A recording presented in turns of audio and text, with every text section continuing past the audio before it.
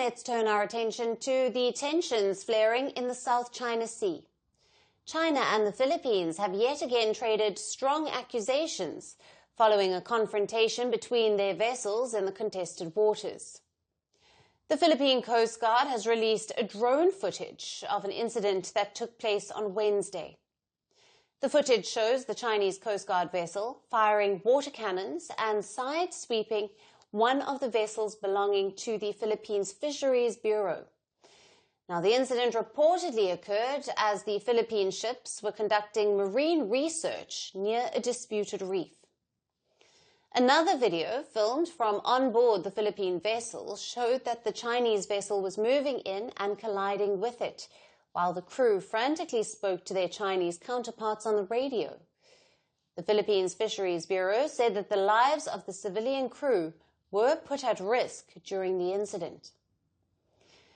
Philippines has condemned what it called the aggressive interference by the Chinese Coast Guard.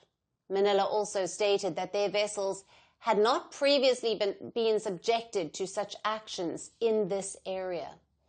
However, Beijing has offered a starkly different account. The Chinese Coast Guard asserts that the two Philippine vessels illegally entered waters near the Subi Reef and Sandy Key, and that personnel were organized to land on Sandy Key. Beijing claims that its response involved professional and lawful control measures, including going ashore to verify the situation. The Chinese statement further alleges that a collision occurred after a Philippine vessel ignored multiple warnings and dangerously approached a Chinese vessel. The Chinese statement made no mention of the use of water cannons, and in the latest move, Chinese Foreign Ministry has urged the Philippines to immediately stop infringement and provocation in the South China Sea or face China's resolute response. Beijing also said that it was legitimate for China to take necessary measures, and the US should not use the Philippines to stir up trouble in the region.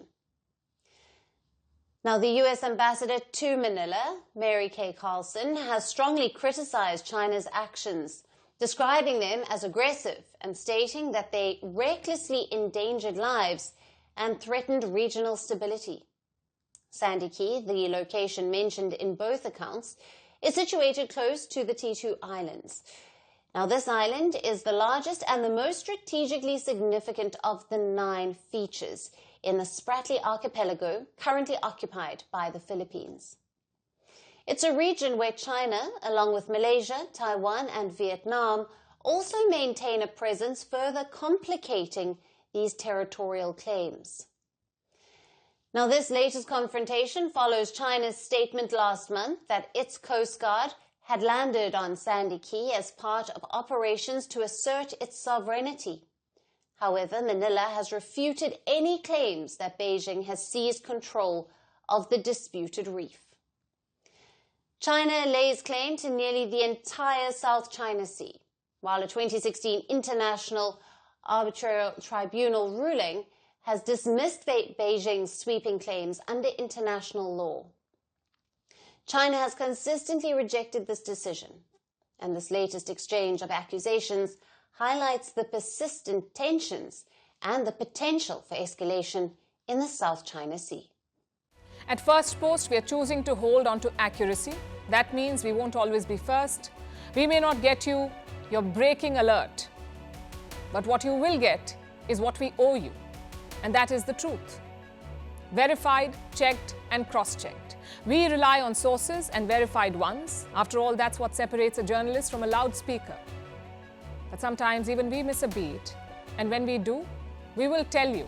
That is our commitment to you. We will wait, we will verify, we will ask again, and only then will we tell you. No noise, no panic, just the facts. Because right now, that is what the country needs most.